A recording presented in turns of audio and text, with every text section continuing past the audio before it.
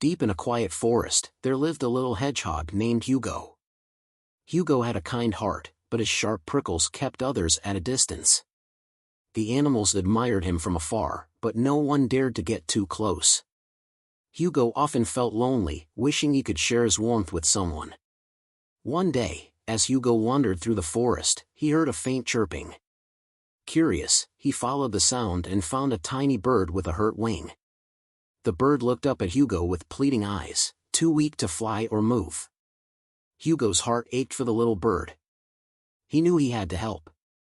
Carefully, he let the bird nestle into his prickles. The sharp spines that once kept others away now became a haven for the tiny creature.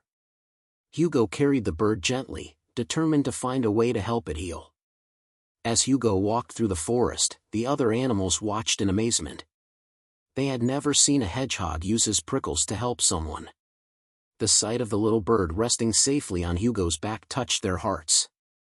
Over the next few days, Hugo cared for the bird, feeding it berries and keeping it warm. Slowly, the bird's wing healed, and a beautiful friendship blossomed between the two.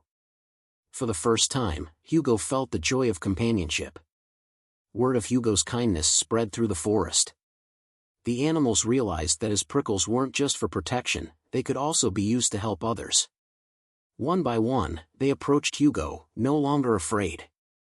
They saw him not as a prickly outsider, but as a friend. From that day on, Hugo became a beloved member of the forest community. His prickles, once a barrier, now symbolized his willingness to help and protect others. The forest was no longer a lonely place, it was a home filled with friendship and love.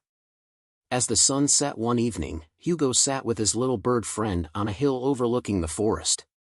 He realized that his prickles, which once made him feel different, were now his greatest gift. They had brought him friendship, purpose, and a sense of belonging.